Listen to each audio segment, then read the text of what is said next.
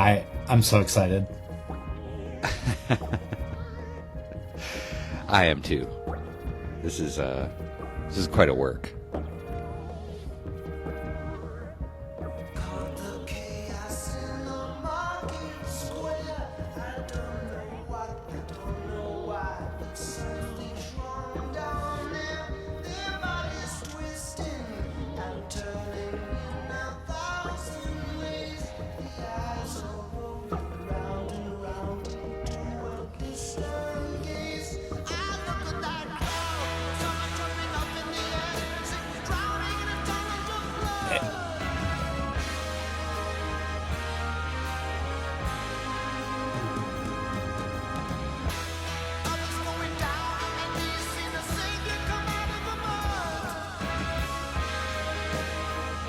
Rock.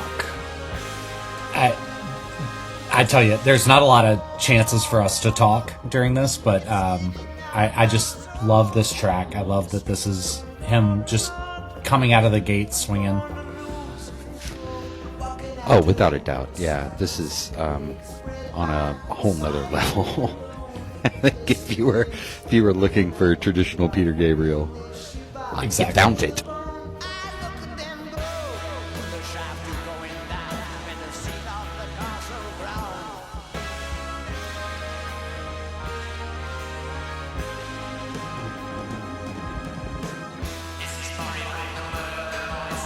Moribund the Burgermeister.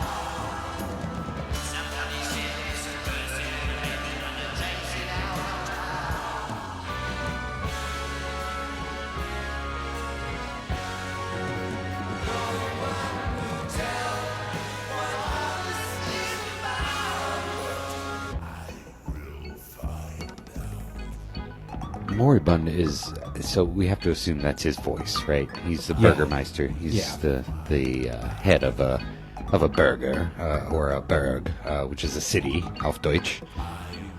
So he's a mayor, right? The Burgermeister. It's a mayor. Yeah. Low level mayor.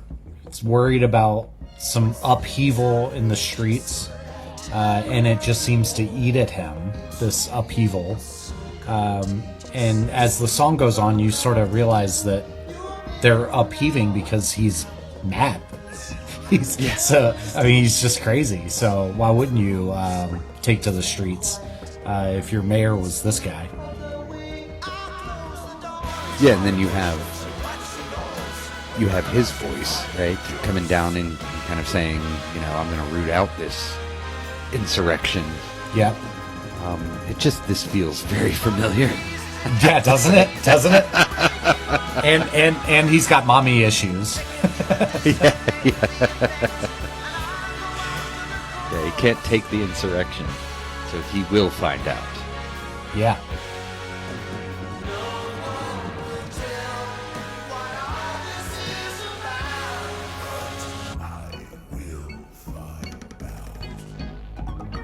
I'll never forget just putting this record on for the first time and hearing this song and just being immediately captivated by it. Interestingly, this section here is a little bit of 7/8 time, or I guess you could call it 7/4. There's 7 beats to the measure, but you feel it is 3 and then 4, or 4 and then 3. Very classic Genesis move right there.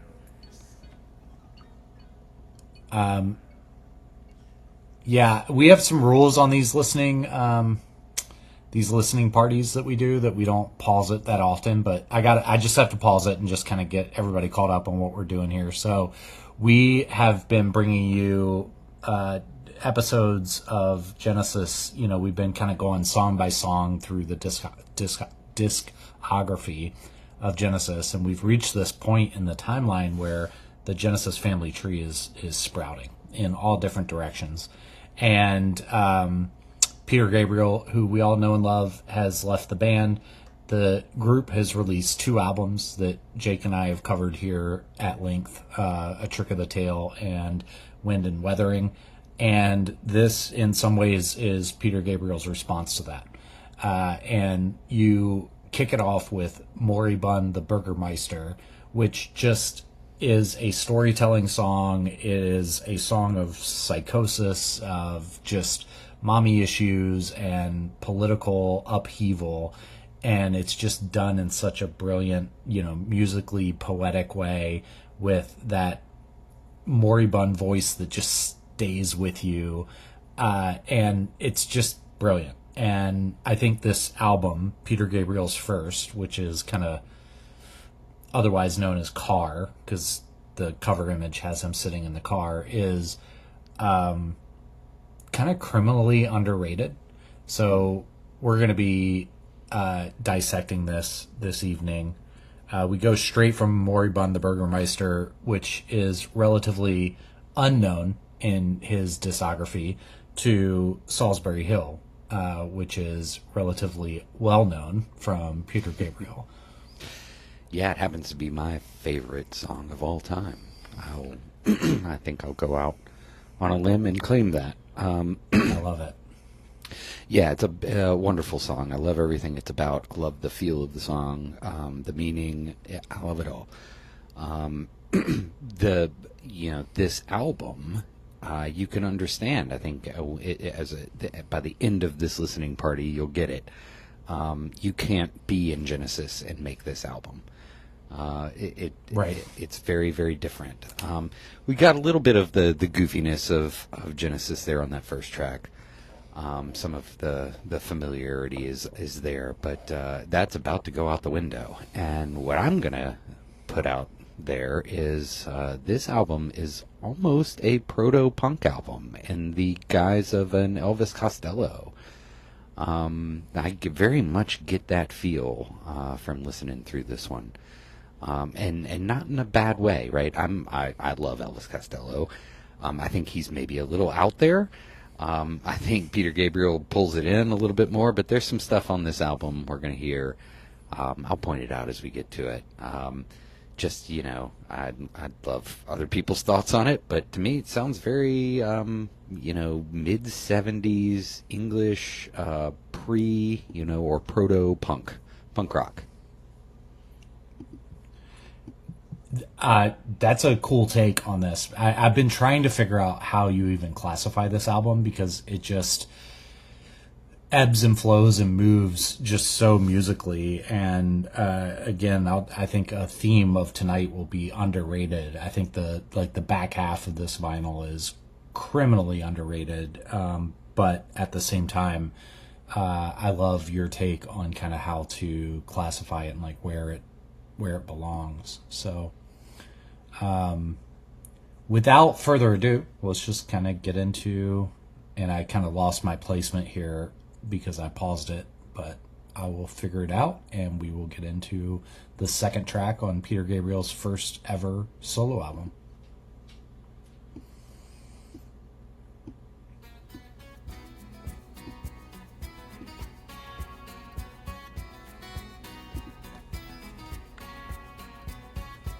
I'll turn it up for you.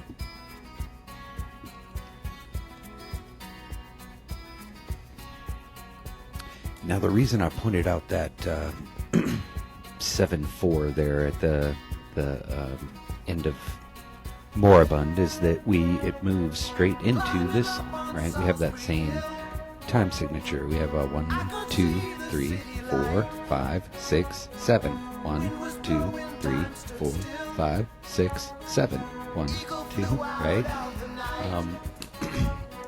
One of the things that makes this song so unique, it's I can't think of too many others than 7/4 or 7/8 time that are as popular as this.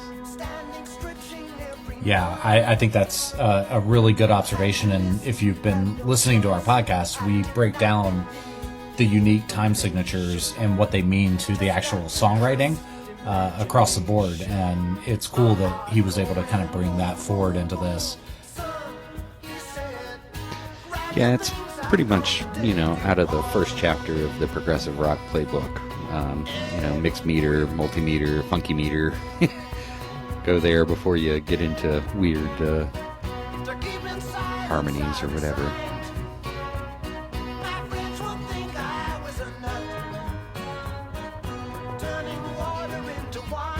And of course, lyrically, this song is about the decision to leave Genesis. And it just, like any life decision, how critical it is, and all of the good and bad that comes with making those decisions. That's what sticks with me. That's why the song holds up so well all these years later, is anyone can listen to this when they have a difficult choice to make and know that, whichever path you choose is going to end up being the right one if you believe it.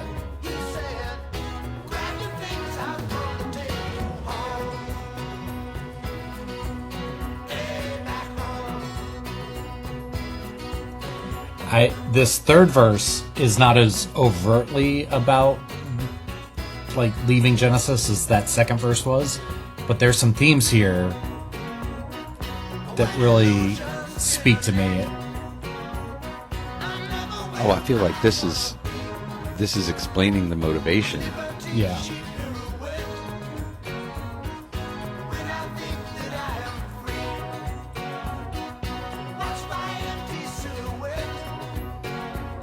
I see Water in the Skies there.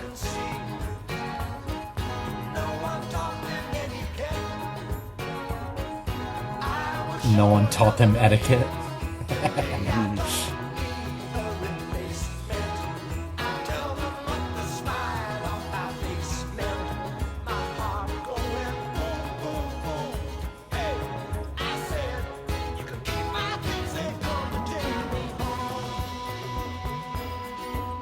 I always kind of wondered who the they are that takes him home. It must be the record label that offered him a deal.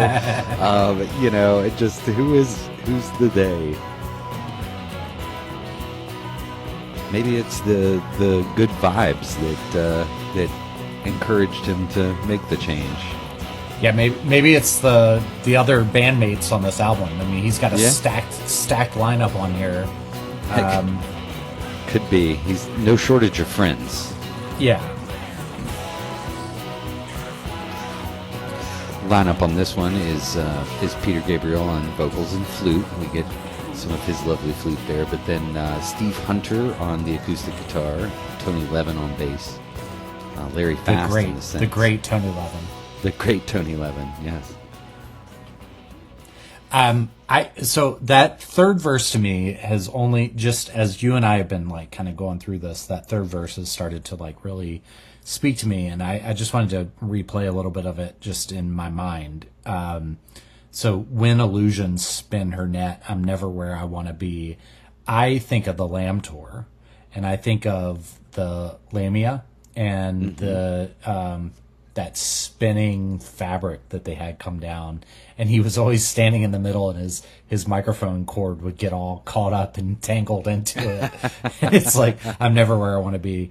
And liberty, she pirouette when I think that I am free. As soon as you get to the U.S. and you kind of break into this American market, like you feel like, hey, I've made it, I'm free, but it's still hard to really, turn that into real, true, personal wealth and personal success in your heart. And then just the idea of like watched by empty silhouettes who close their eyes but still can see. That conjures up Watcher of the Skies to me, and just the silhouette of him and the with the bat wings on and everything like that. So I had never really paid attention to that in that third verse, but tell me if I'm crazy. I think you're reading into some stuff. I dig it a lot, but I see this far more I don't know, I guess literally. Yeah.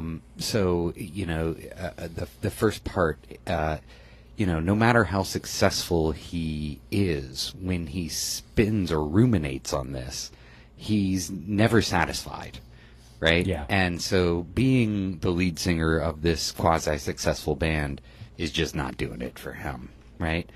Beyond that, he's not free. We know this, right? We know it from his experiences with his the troubled birth of his child, the fact that the industry and his bandmates, there was no sympathy there for him, right? He had to travel from the hospital to the recording studio, cities away, right, on a regular basis, and nobody was watching out for him. And that's the third part, right? That these people knew, everyone around him knew it was happening. And they closed their eyes, right? They could see it happening.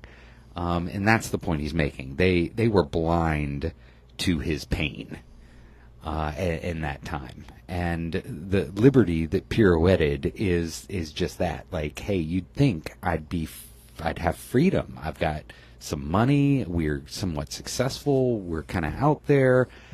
People know my name. But I'm captive. I'm trapped in this band that just will not let me go. Right? That's how I interpret that verse. And I really feel like,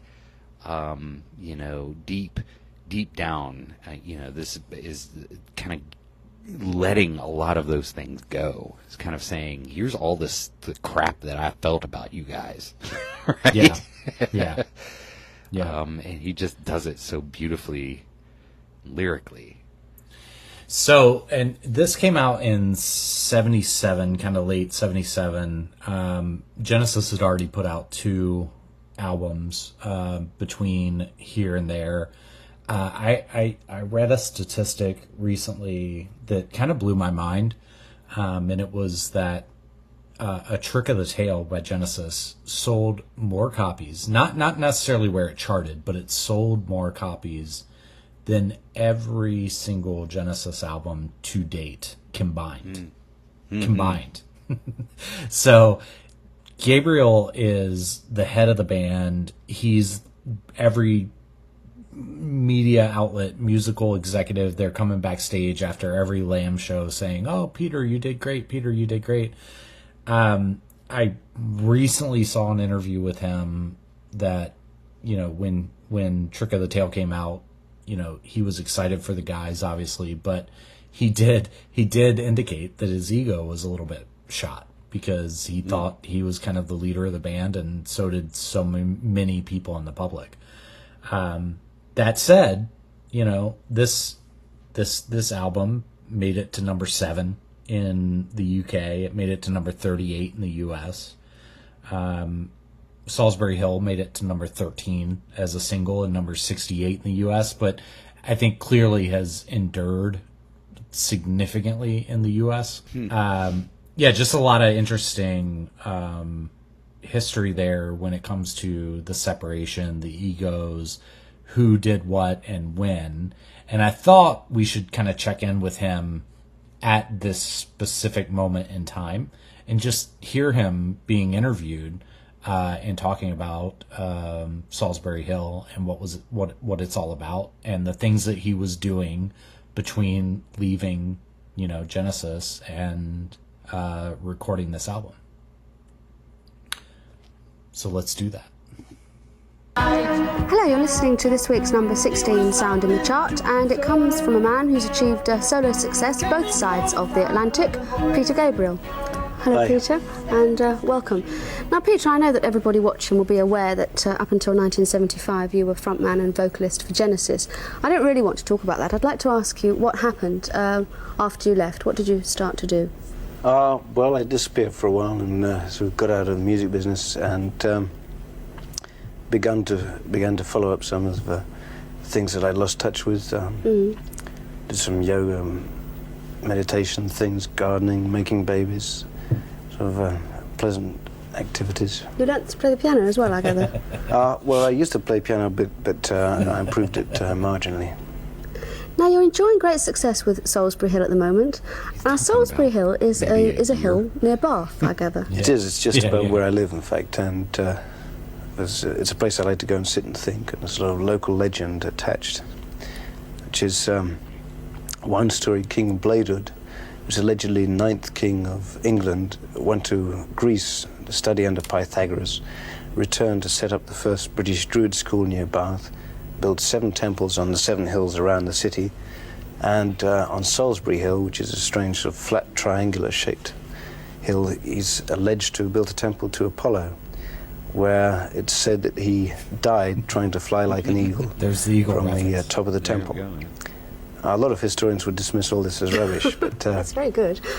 John Wood the Younger, actually, who designed a lot of Bath, made a sort of historical account in which he expostulated this theory. So did all this go to make you want to write this song, Solsbury Hill? Well, very little, but it was sort of background, and it's a nice place to go and let your imagination ramble. So that was Sally James interviewing him. I posted that video on TikTok, and all the guys were coming out saying how much they love her and how she got them through some tough times when they were teenagers. So that was fun. Oh, that's awesome. Yeah, I like to think that this is one of those songs that was written in the place that it's about, right? Yeah. That Peter went up there and, this song came to him. And that's just, like, to me, it's perfect. It just doesn't get any better than that. I love the song. I love it. I love the story. It's great. All right, we got to keep listening. So let me find our spot here, and we're gonna move. All right, we're gonna move into Modern Love now.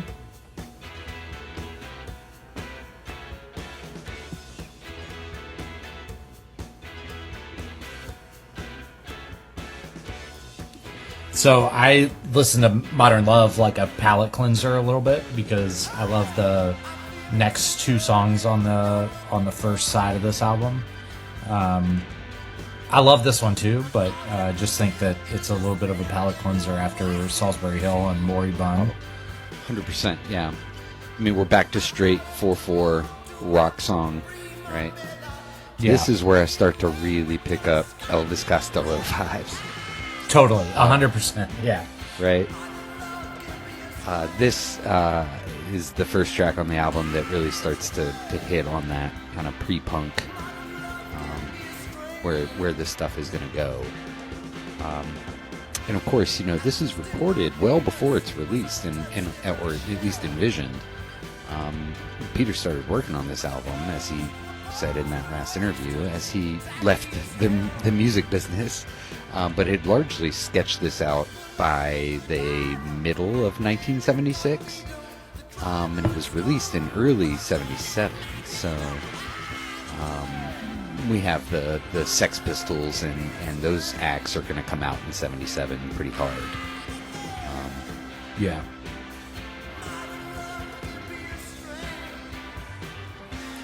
I love his voice. I mean, just that soulful voice coming so forward on this album.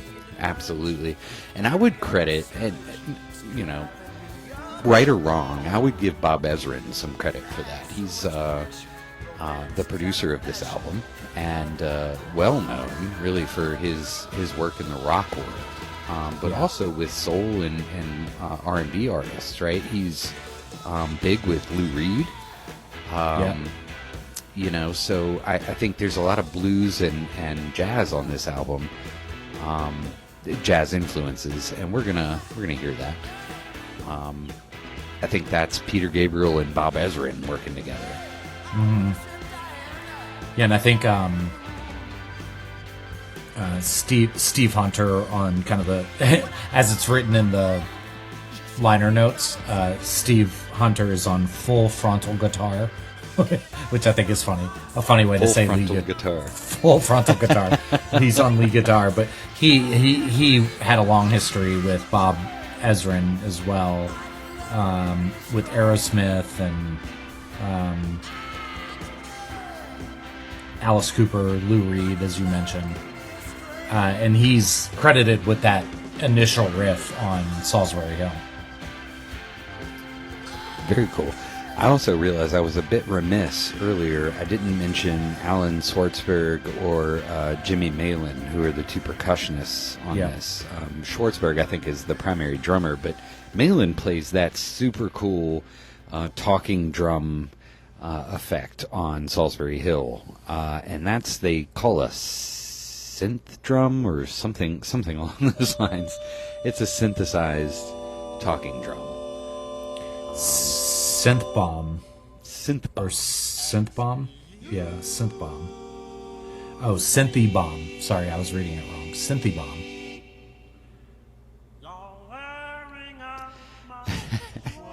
Now we get into the barbershop quartet. That's right, the B sharps.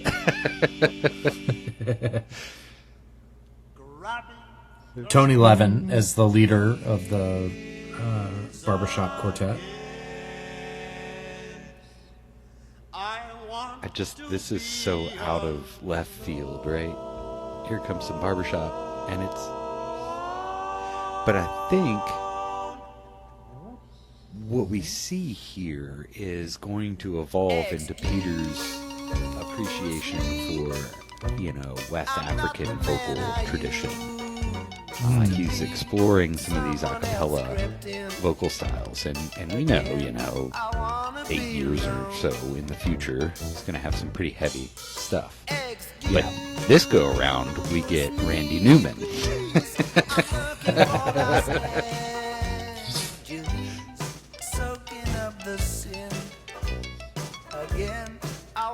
I just love how goofy this song is. I do too. I listen to it in the car with the kids, and they're just like, "What is this?"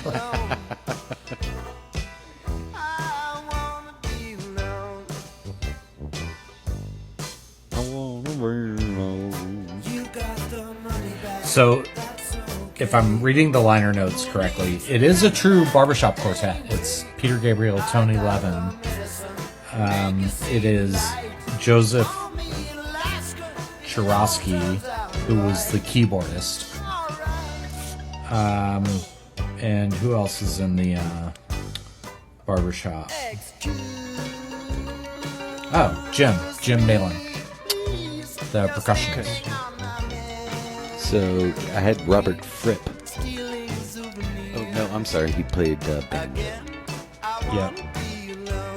Yeah, Robert Fripp. I mean, King Crimson, right? He does a collab with King Crimson on this album. I think that's amazing. Given historically how close Genesis and King Crimson are linked in the annals of prog rock. They've certainly known each other for quite a while. Bought a Mellotron from him. But Fripp, in and of himself, right? I mean, he's playing banjo here, but just having him in the studio is going to influence the direction of a song. He's kind of famous for his tape delay system. Fiptronics is what that's called. If you're a producer, you've ever seen Fiptronics, it's just kind of a classic tape delay, which actually used a physical tape that would loop, and it would record whatever you played on guitar or synthesizer, play that back with a foot controller.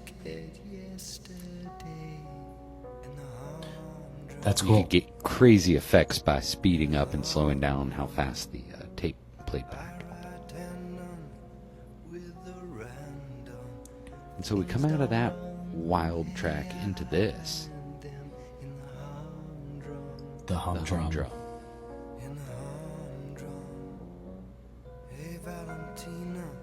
There are just so many different musical, just for a casual fan, there's so many musical earworms in this album. And it's just it's one of those albums that you can listen to over and over again and pick up on things you didn't hear before. And I think that's the brilliance of Peter Gabriel and what he was able to do when he was able to take his time to do these things the way he wanted to do them. Absolutely. I think you feel that here, right? You mentioned palate cleanser, but this is such a nice palate cleanser to Excuse Me, right? Which is a silly song, but then this breaks into this wild bossa nova kind of vibe. I mean, could you see doing this with Tony Banks? Not easily. You might be able to get him there, but not easily. Remember, Tony Banks was pissed off when Peter started singing over top of Apocalypse and 9/8 on Supper's Ready.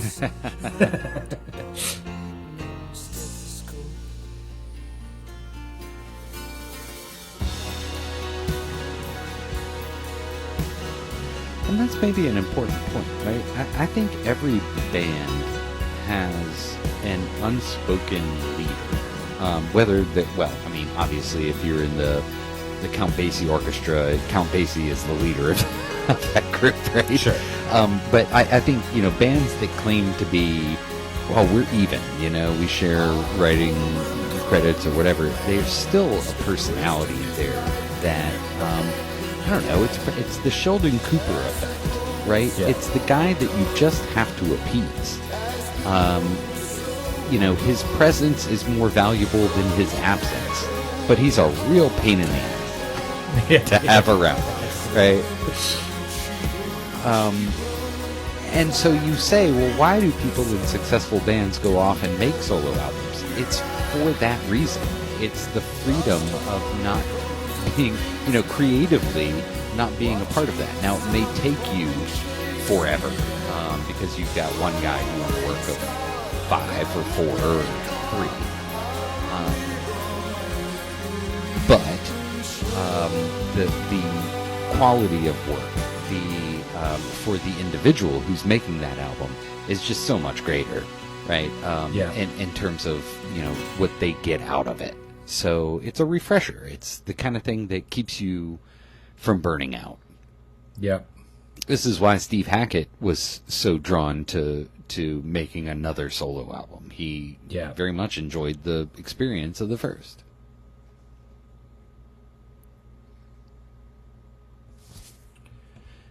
I love that that deep vocal range that you get from Peter there on that last bit of humdrum. And now we're kind of flipping the vinyl over at this point, so that's what's going on with the recording. But I also, just to decompress on what we just heard, I'm staring at the liner notes, and I find it interesting that obviously we already covered that it's produced by Bob Ezrin, but then the production company that Peter set up is called My Own Production Company. So that's who it's produced under. So it's My Own Production Company Limited. That says a lot. Yeah, I mean, it was Charisma picked this up and paid for it, and Tony Smith, who's been with Genesis from the beginning, is all over this cover as well. But the fact that he set up this limited company called My Own Production is just kind of comical. Side Very B, common. we only have 4 tracks on side B. We're gonna kick it off with Slow Burn, and then we're gonna get into a few tracks that actually feature the London Symphony Orchestra. Yes. Majority of the album recorded in Toronto, but then took an opportunity to capture the London Symphony Orchestra, conducted by Michael Gibbs, for a couple of the closing tracks here, to just give it kind of that depth that he had most likely been craving for so long. Absolutely. And, to land the London Symphony Orchestra is no small feat. But Right. They appear on several tracks. We didn't mention them on Solsbury Hill, but they do provide the accompaniment there. And they are being conducted by the arranger of the orchestral score. So that's always kind of nice.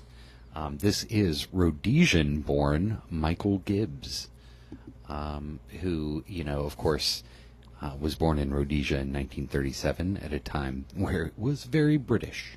It is now Zimbabwe. And don't think there are too many English-speaking jazz composers named Michael Clement Irving Gibbs coming out of there. So, place and time, folks. I would think not. All right, so we're gonna kick it off with Slow Burn here, and then we'll get into there's a track on this side that's one of my all-time favorites. So we'll get into that here soon. And I think while to us fans, there's going to be a lot of standout music on this side of the album, it's, I think, underrated and deserves a little bit more attention. So that's what we're here to do.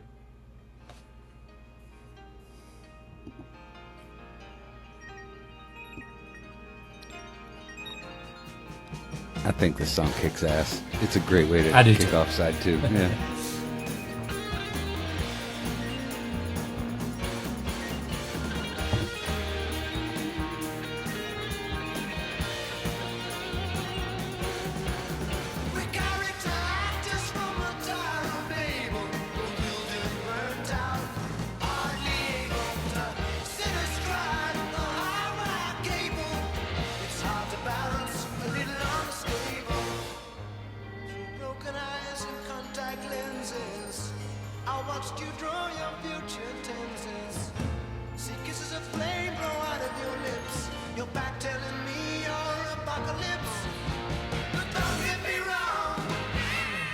I mean, just a rock song, you know. Oh, and absolutely. I thought about what you were talking about with kind of the punk era and what was happening in the music scene, and I think Peter's always done a good job of paying attention to what's going on, but also just doing his own thing. You know, through the 70s, through the 80s, and even now. I mean, he's putting out new albums as we speak. Well, he's a great mind. This song, you know, for a 1976 composition, really represents a lot of aspects of things that are going to go on to become, what I mean, I would think foundational in progressive metal in particular, Yeah. right? This mixed meter kind of vibe. Bands like Queensryche are going to eat this stuff up, Yeah. for what it's worth. And it does come back to just, I mean, whether this is, I mean, of course, it's bona fide Peter Gabriel, but I always feel like he's channeling the things that are around him. And as a songwriter, you know, I think he's showing us the influence that he's getting from his life in central England in 1975, 1976. And this is what it's about, right? It's this movement towards punk rock, towards metal, that it's gonna dominate the 80s and the 90s. And here it is, you know, in a song.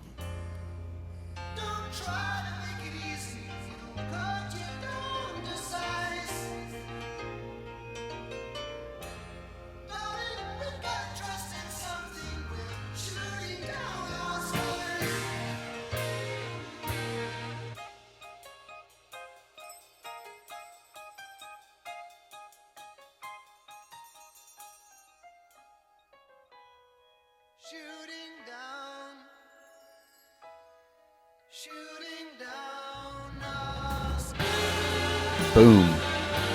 What a drop.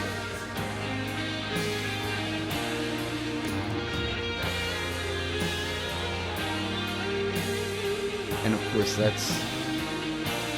well, who is that? Is that Robert Fripp? I think it's Steve Hunter, but that's what's interesting about this album is I've not been able to dissect who is who It is. You're right. It is Steve Hunter. Yep. Yeah. He's credited with lead guitar on Slow Burn. Well, he did his job. That's for damn sure.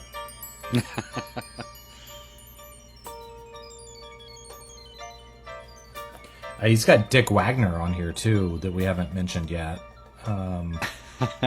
Which almost feels like a made-up name, right? Dick Wagner. It's like a Bart Simpson, Yeah. Colin Mose. But Dick Wagner, I mean, he was an American rock guitarist, and he played with Alice Cooper and Lou Reed and Kiss. But he also had his own Michigan-based band called the Frost and the Bossmen. So, you know. Frost and the Bossmen. I'm betting, based on the band names you just dropped there, that he is a Bob Ezrin associate.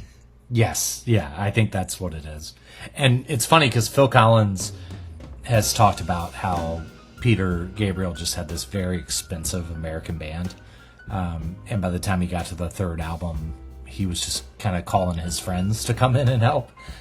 So when we get to Peter Gabriel 3, which, by the way, all 4 of his first solo albums were just named Peter Gabriel. So there's no real easy way to characterize them all, except I call this one Car. I think most of the internet does as well. Yeah. Because the image is from Hypnosis is him sitting in a car. Now, this song, Yeah. getting into some deep North American blues tradition right there in that intro. This Which- is Waiting for the Big One. Waiting for the Big One, which Peter Gabriel was always, very inspired by the soul, the R&B, the blues artists. And he's got such a great voice for the blues that I think it's meaningful that he put this classic American blues song on this album. I would agree. I also feel a little bit like when the vocals come in, we're back to Randy Newman. Well, there's that. Come on, Rover. Move on over.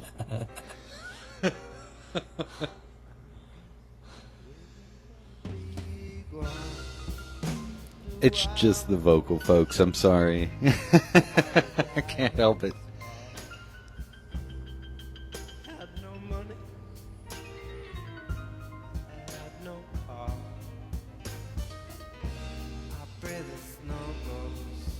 Otherwise, this is my jam. I mean, I'm a huge fan of this style of blues. When it comes to my guitar style, this is the block I'm cut from. Yeah. I'm very much a fan of this style.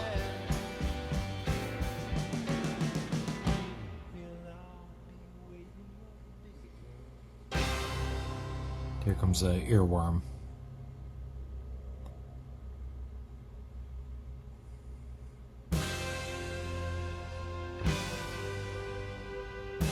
Is this the big one? Yeah, just these moments. These moments in the album that just kind of stay with you. Elizabeth? That's one of them for me. I'm coming to join you. Your guy just died. Did you see that? Your Sanford and Son guy just died Yes, this week or last week. Yeah, well, he, for what it's worth, he was Like 96. Smitty? I think he was Smitty from Sanford and Son. Yeah. He was the of the two police officers. He was the black guy, the straight man to the. Oh, I thought it was the son that died. No, that's Okay. that's Desmond Wilson. Okay. Is he long gone? I don't know, to be honest with you. Might be Demont.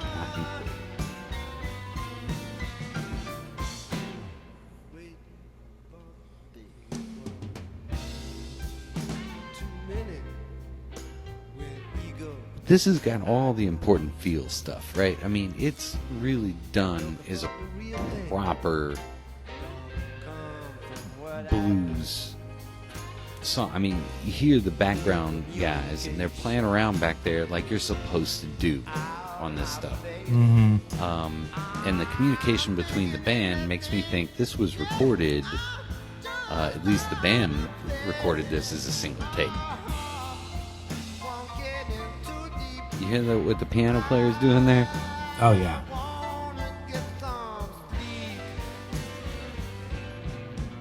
That takes eye contact. Oh, yeah. Just like vamping off of the singer. Yeah, and just contact with the band, right? So I believe that's an Ezrin thing. I don't want to. Don't quote me on that, but I'll put that out there. I'll give some credit to the producer. In a lot of cases, opening it up, just opening the session as opposed to doing kind of track by track in the studio by yourself with the headphones on. Very different recording styles. Blues really work best in just the single take kind of situation.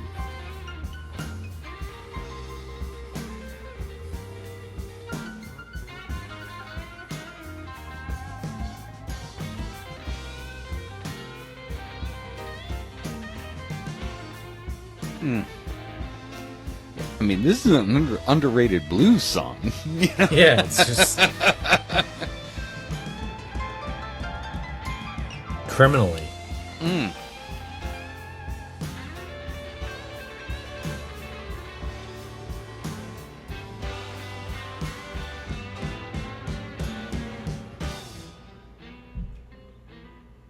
Nice.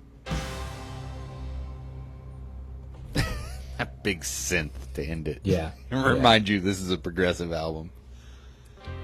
And it comes back. And there's a choir singing here. And no one's credited with a mellotron, so I don't think it's a mellotron. No. This may actually be compliments of the London Symphony Orchestra.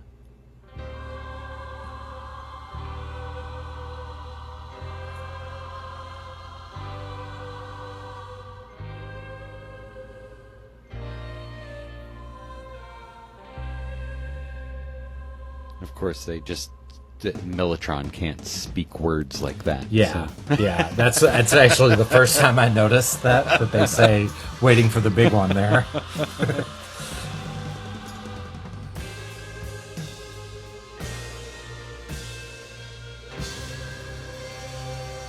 That is interesting. I don't see a credit for a choir, but that was clearly a choir. I'm guessing they are the London Symphony Orchestra choir. Getting nods from my muse. And this is my, I guess, third favorite song on this album. I go to this song like every couple of days. I have to listen to Down the Dolce Vita.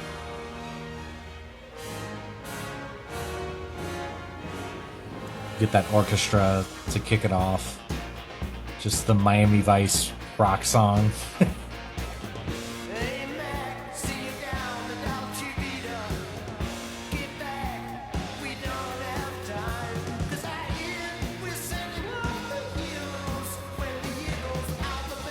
I mean, it's almost disco. It's like it really disco is. In the background. All of this is very familiar to pop culture in '76, right? Yeah. I do think it's funny that this album gets a 1977 credit because it, to me, is so strongly 1975, 1976. 77 is a game-changing year in music, right? And things are very different after that. You get pop songs in 78 like 2 Tickets to Paradise, right? Right. Where does that come from? Right. That's 7 or 8 years ahead of its time. That's all because of this this massive. Well, I won't say it's all because of, but there, the big change is the punk rock movement. It's the idea that these small independent albums can be disruptors to this big music industry that's trying to force everybody into disco, right? Right.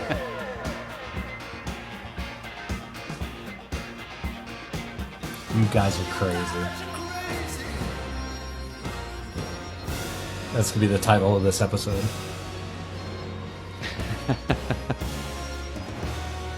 You guys are crazy.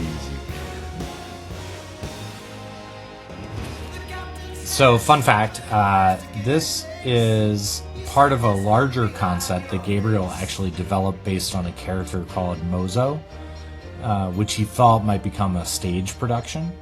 On his next album, he's got a song called On the Air, where Mozo gets a little bit more of a showcase.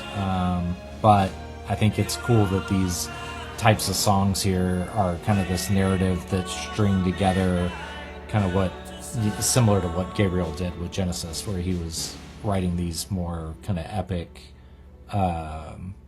stories that hung together musically. To me, what really stands out is the title of this song. It's so Peter Gabriel. Down the Dolce Vita, right, is a nice little play on what would normally be down, like the way the name is put together, it would be down the Dolce Via, which would be the sweet way, or the way of life. In this case, is a nice way to interpret it. So he's saying down the sweet way of life. What a nice kind of penultimate cap to his first solo album, celebrating his newfound liberty, right? Yeah. In the most Peter Gabriel way we can, with a punny Dolce Vita, the sweet life, Dolce Via, the sweet way. Certainly a play there. Nice.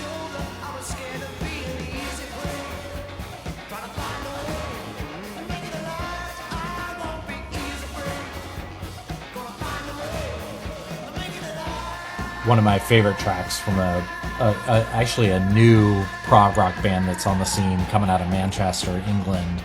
They're called Legs on Wheels, and they have a song called Easy Prey that's one of their best. So that's your homework, is to listen to Easy Prey by Legs on Wheels after this.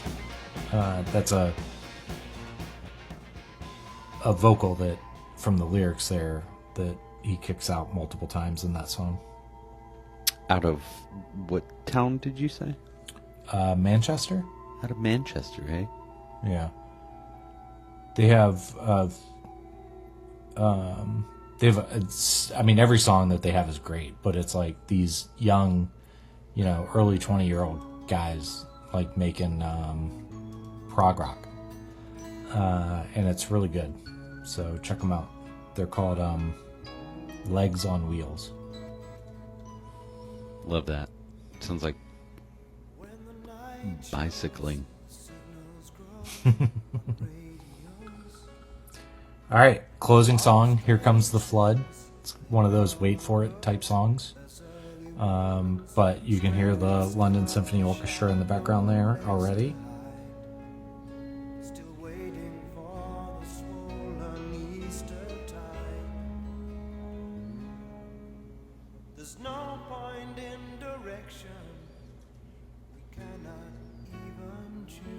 I haven't looked up the story of this song, like the history. Does it come from some literary tale or experience that Peter had? I really don't know. Yeah, if we had done research on this album, we might be able to answer that question. Yeah. Well, we're hardworking, busy dads, so we can't research everything. Yeah. And I like these listening parties. I like just kind of coming into them and listening to this stuff and kind of getting initial reactions to it.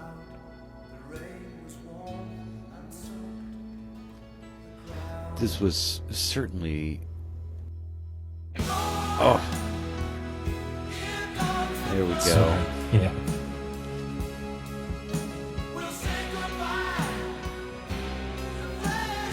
I do think this is one of the first tracks he wrote for the album, right?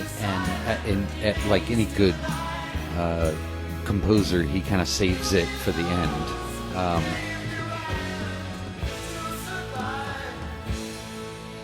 But I think it, in the spirit of Solsbury Hill, this song is self-explanatory, right? Here Comes the Flood is kind of the answer to Solsbury Hill. I asked for all of this. Now, here it comes. Oh, yeah. Now I've got to write an album. I've got to produce it. I've got to do all of these things myself, right? I've got to put these things together. I don't have the Genesis armor around me anymore. That's how I've always heard this song.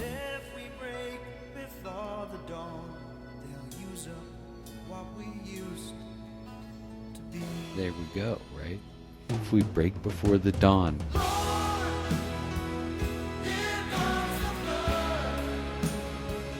if my album doesn't make it out before it's finished, right? Like Right. this is one of those, like, pray to God it happens. Pray to whoever Peter Gabriel prays to.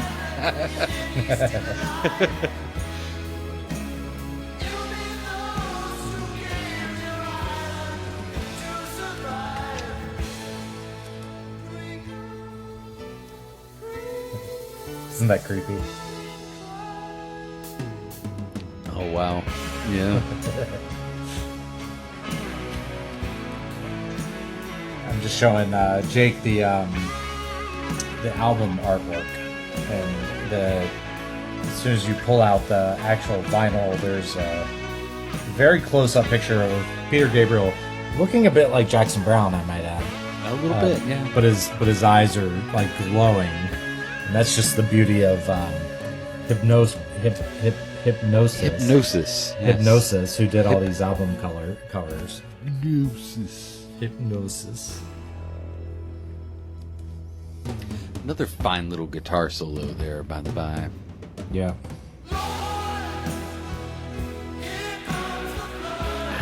Man, what a great closing track for this album. To me, this is a prayer. It's a... Yeah. I expect, the waters are gonna rise. But look out for us,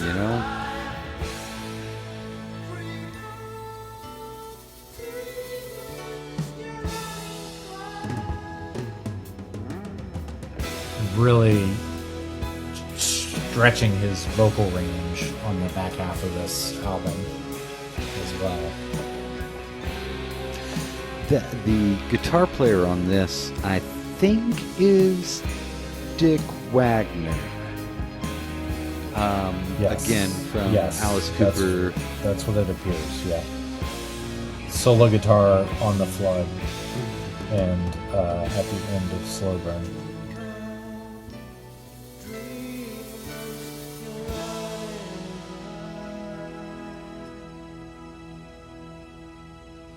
And the rest is history, folks. I mean, that's it. But, I mean, well done, right? Coming out of the gate swinging. It's certainly a gauntlet thrown to the ground, defiantly, as it were, and a fine piece of art.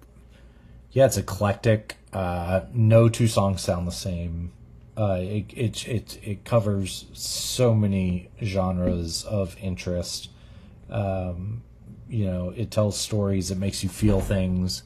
It breaks his past with his present and sets him up for the future really nicely. So I think it's just a work of art, from start to finish. Totally agree. What's cool about the time signature with Solsbury Hill? So most of the song is in that 7/4. I think. Did you say 7/4?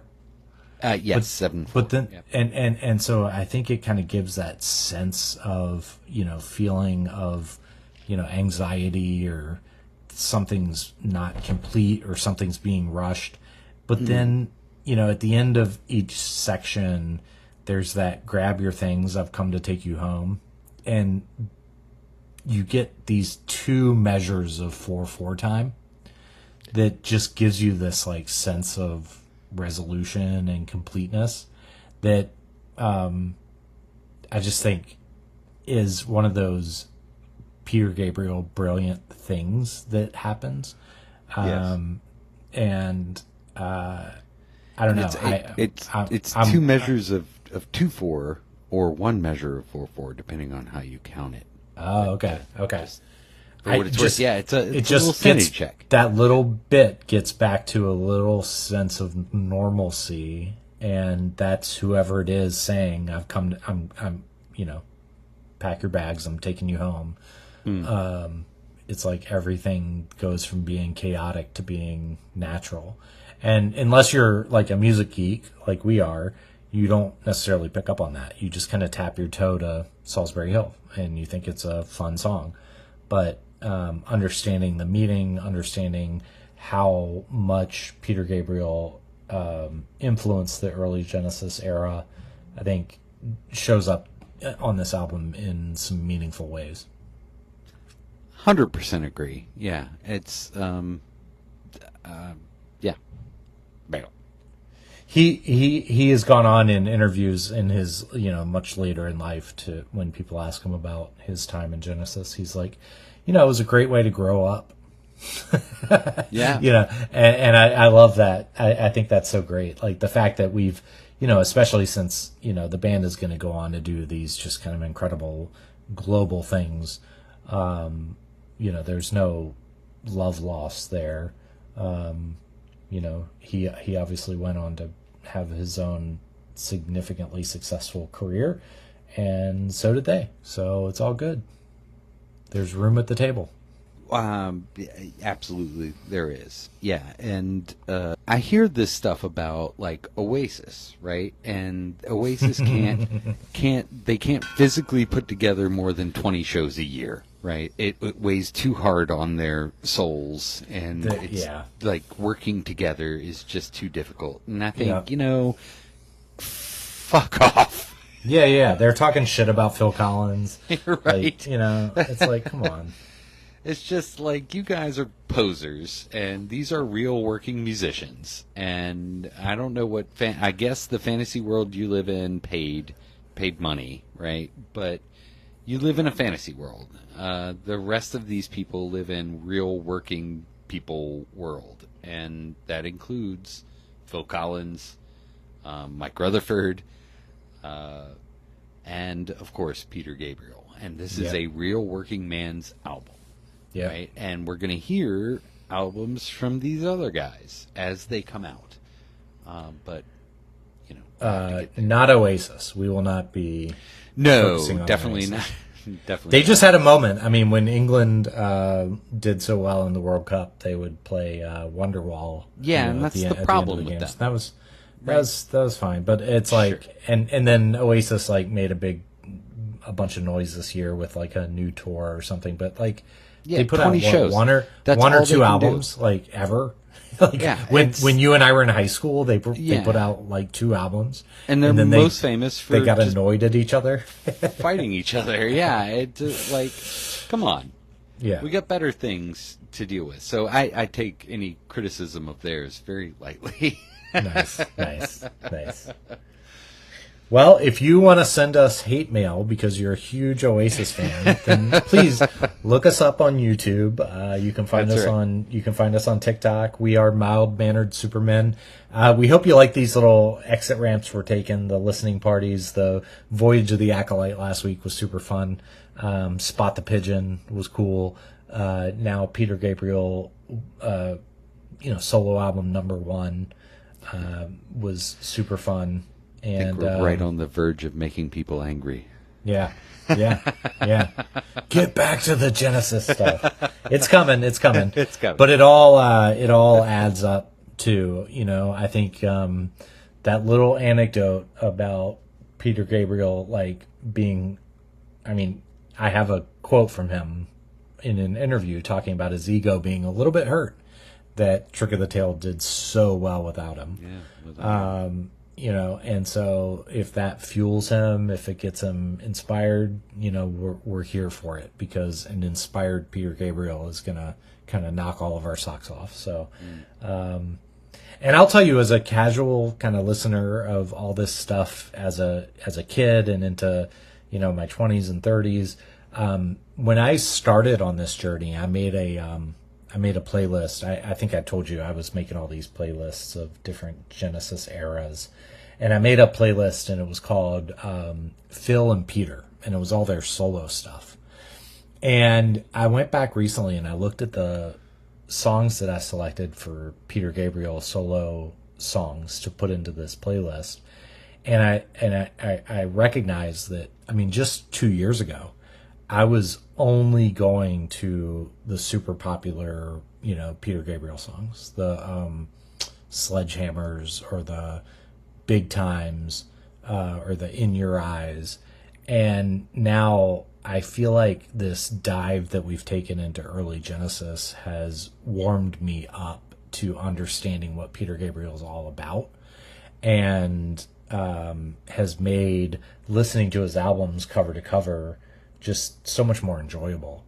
And so today that playlist has songs like, Down the Dolce Vita on it, and Moribund the Burgermeister, which is probably my all-time favorite Peter Gabriel song at the moment. So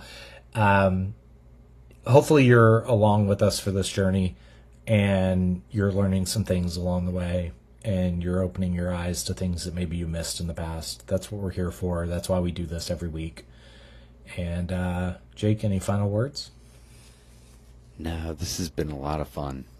Love this album. It's great, and love that I got to listen to it with you. Yeah, there you go. That's the whole point. Yep. All right. Well, until next time, we'll keep you guessing on what's next. I think you and I know what we're going to do next, but it'll keep you guessing. Yeah. All right. See you, everybody. Mild Mannered Supermen.